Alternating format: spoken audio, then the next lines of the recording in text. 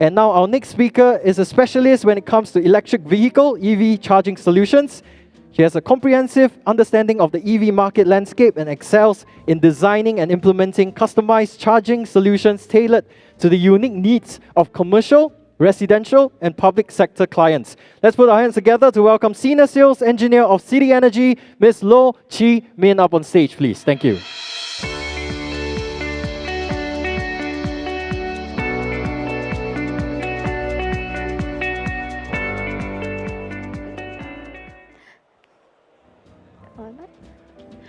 Hi, good afternoon, everyone.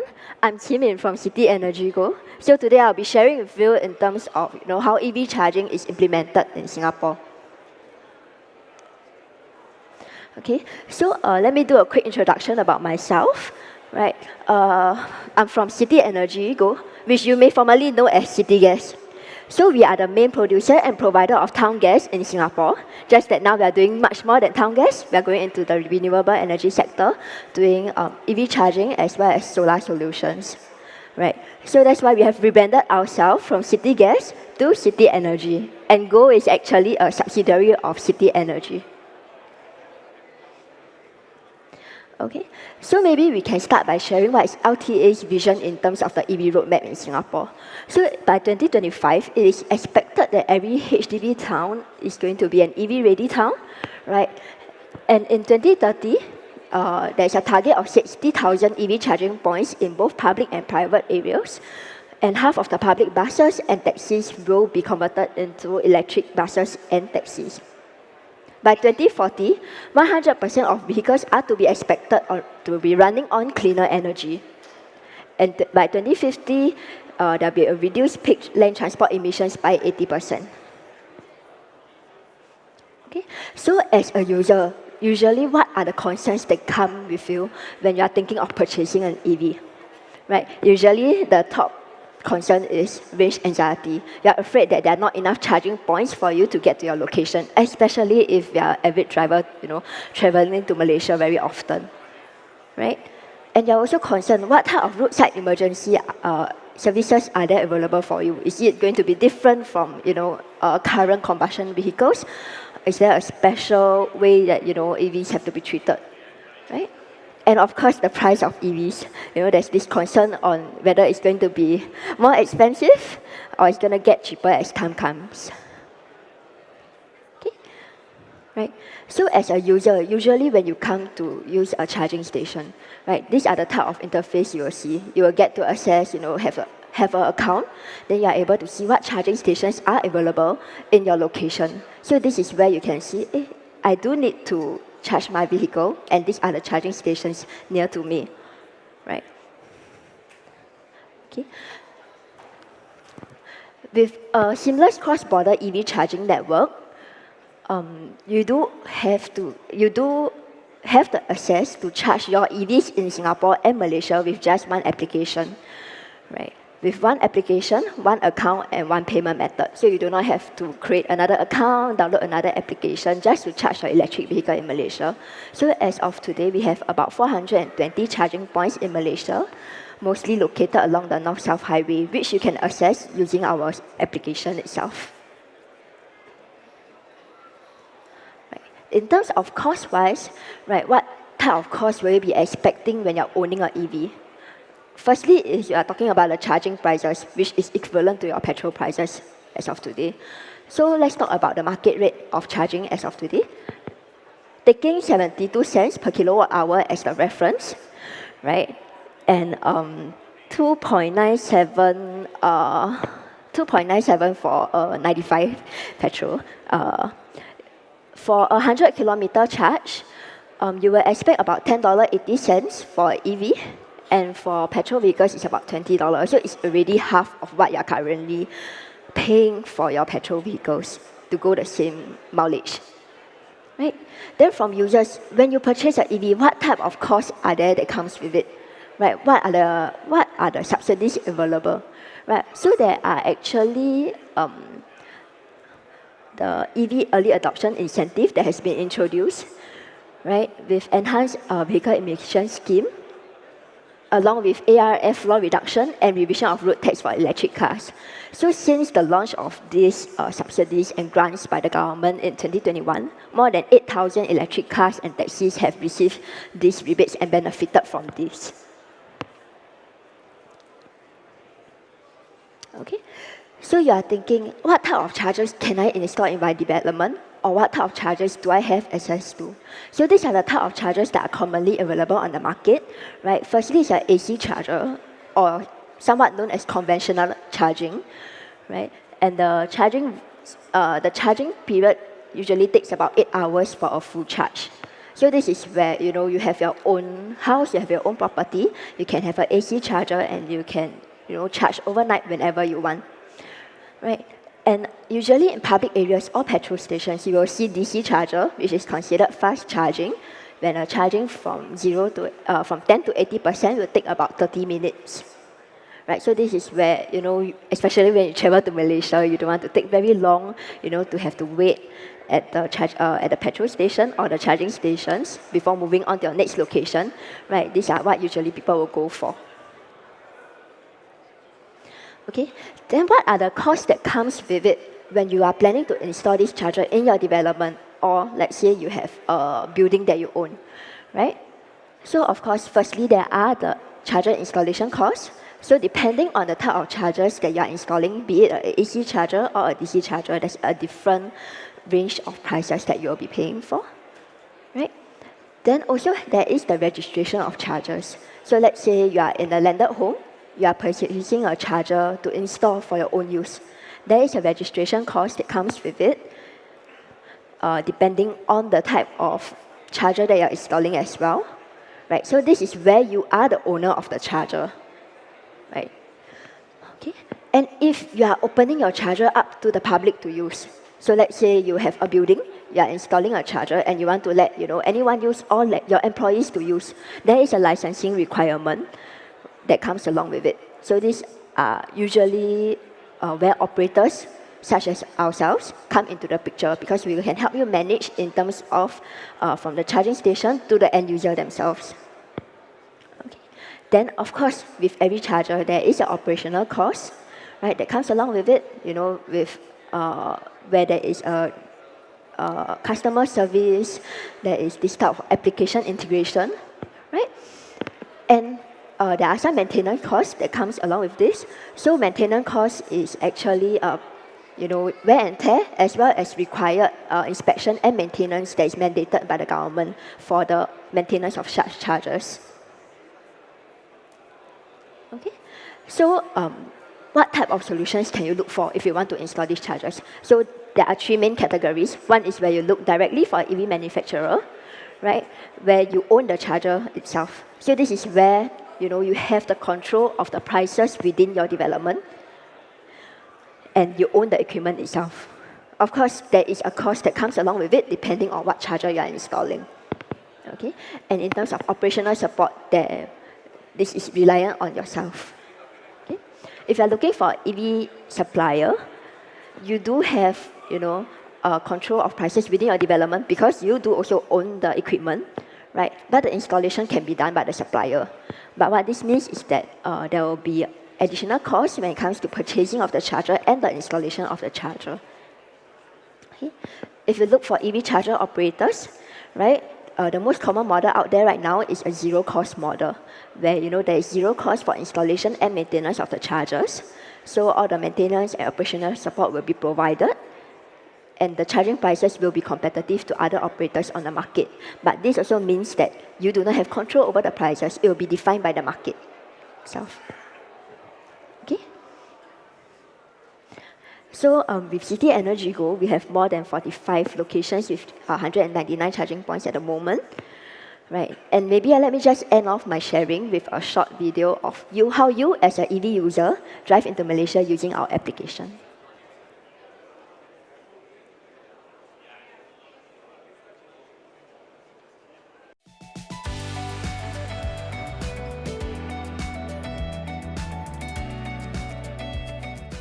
Hi everyone, my name is Shafiq Chulan and I'm here at a petrol station in Skudai, the really popular shopping district all of you should check out when you're in Malaysia.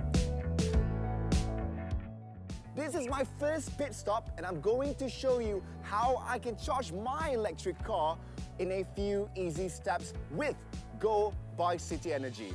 Before I continue on my journey, come on, let's go!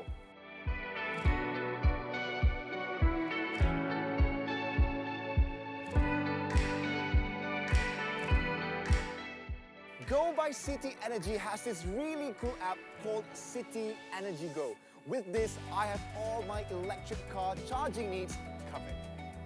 Simply open the app and log into your account. You will be greeted with this minimalist display with a map showing your current location. So, just take the connector and plug it into your EV like this. Now, Go by City Energy makes you spoiled for choice. There are two ways you can start a charging session. One way is to scan the QR code found on the charger itself, or using the map, select the charger that you want to use. Tap the charger icon in the app and tap Start Charging. Select your preferred type of connector and press Submit. The charging process will then start. Let me see. My electric car will be fully charged within half an hour. Just nice for me to grab a cuppa and a cake. Okay, it has been about 30 minutes of charging. My electric car should be fully charged now. Look how fast and convenient the charging process is. After a long drive across the border from Singapore, I can now charge at any Go Partner charge points in Malaysia. Payment is also seamlessly done in the app. I don't need to worry about running out of battery for my next drive. Just pay for your charging session and you are good to go.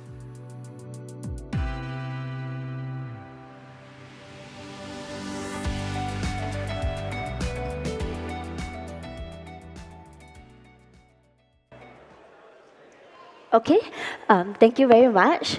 Right, so if you are interested, to look at how to make your future homes more lower carbon friendly, right, with smart home solutions, do feel free to drop down our live store at Plaza Singapura. I'm not sure whether you have seen it before, right? We do have our range of solutions there. We have our EV charger model there as well, right? That you can take a look at, what we will be getting into with City Energy. Thank you so much.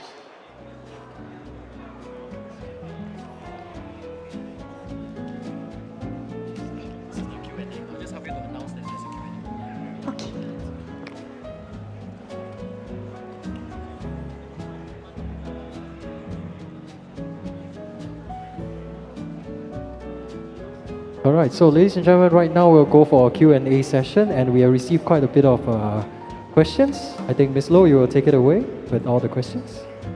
And last call, there's a QR code flash right in front of the screens. If you guys got any last-minute questions, please feel free to scan it, and Ms. Low will be able to see all the questions in real time.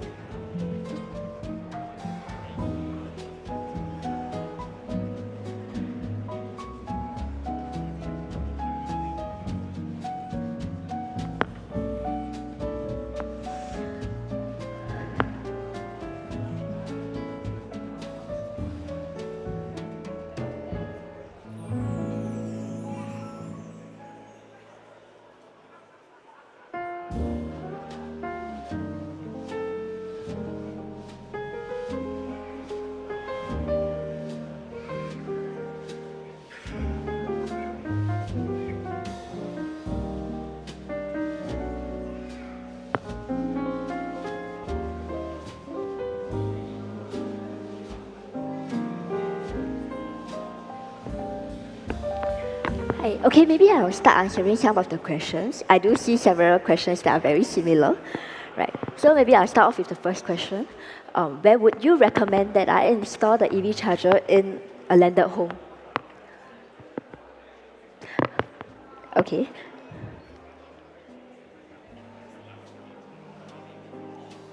Okay, I don't know why the question disappeared, but basically, where will you install the charger in a landed home? Because, okay, so if a landed home does come with a parking area, that is where you will best install your EV charger, where you can charge within your residence overnight. Okay. How do I know if a certain landed plot has enough power supply for an EV charger? Any other considerations? Of course, you have to consider what type of charger you are going to install. Usually in landed properties, people do install an AC charger that is lower powered, right? There's a lower power demand. So on average, people usually do install a 32 amp dual phase isolator, right, for a 7 kilowatt EV charger. So for that, usually the charging time on average is about 8 hours overnight for a full charge. Of course, if you are staying in your own home, you don't have to wait until your battery goes until 0% before you start charging. You can charge every day when you reach home, so you don't have to go out and look for chargers that often as well.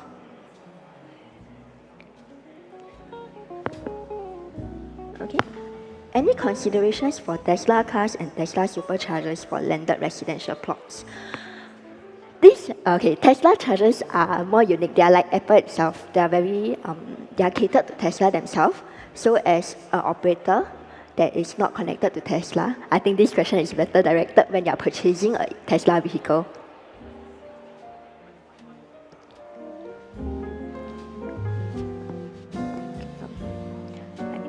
Given that EV is fairly new, how do we know that EV charging is the future? How about battery swapping technology?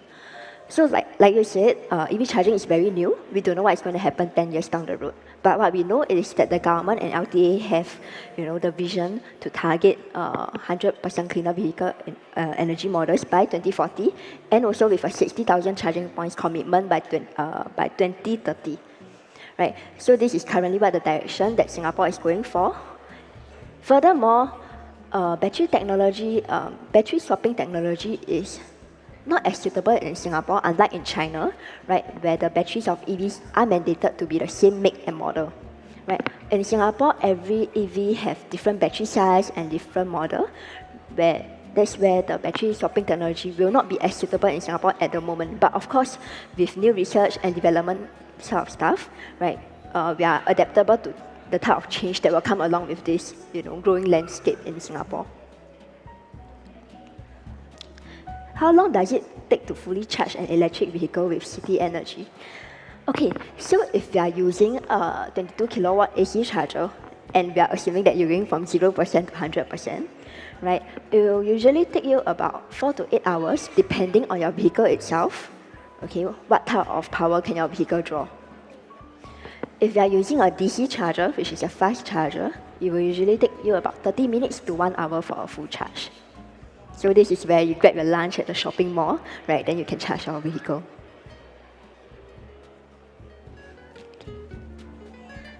Okay, there are some other questions.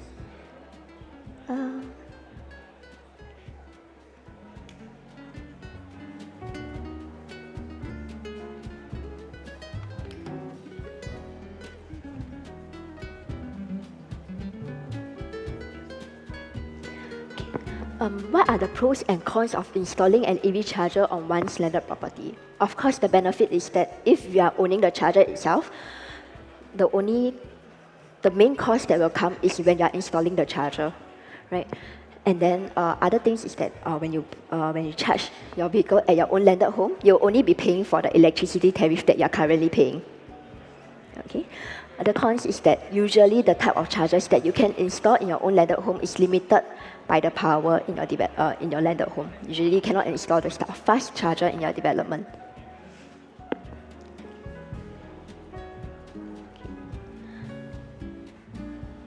The price for charging is low now. However, when most population starts to adopt EV and demand increases, will the charging price be able to maintain? Okay, so for EV, usually the bulk of the cost that comes along with it, other than operation cost and maintenance cost, right, is the electricity tariff itself. So that is the main moving factor for EV charging prices in the market. So when you see that, if you drive an EV and then you do note that operators adjust their prices, it usually comes more or less quarterly when electricity tariffs are being adjusted.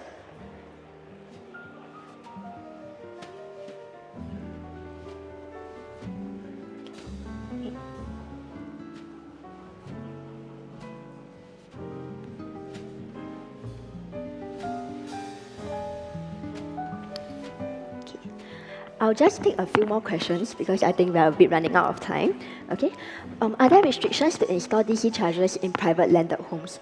There are currently no restrictions to install any type of chargers that you want in your own home, other than LTA. You know, they have a set list of chargers that they have type approved for installation. Right. The only restrictions that usually come along with it is the power available in your own home, as well as the cost. Since we are talking about the cost, what is the typical cost that we are expecting to install an AC charger in a landed home? Right. So, when it comes to installation of an AC charger in a landed home, the hardware usually is about 1,000 to 2,000 itself, right? With some wiring work that I think can be done when you are renovating your home. Then, similarly, as I mentioned just now, that if you want to install a DC charger in your home, there's a higher cost that comes along with it. And actually, the cost of a DC charger is in the 40,000 to 50,000 price range. So usually that is not a preferred option for people who own a landed home. Okay, so I'll take a last question. If the battery reaches 100%, will it automatically stop charging even though the charger is still connected? Will overcharging damage the battery? So for charger itself, it's very similar to your phone when you're charging. The vehicle draws power from the charger. It's where, it says, I need power, and where the charger will provide the power to the vehicle itself, similar to what your phone is doing, right? Then once it's fully charged, there will no longer be power going through, because that's where the vehicle says, okay, I don't need any more power, you don't need to come in, okay? For overcharging, because there are no such overcharging in chargers itself, so there should not be any concern in terms of the damage of the battery when it comes to overcharging, right?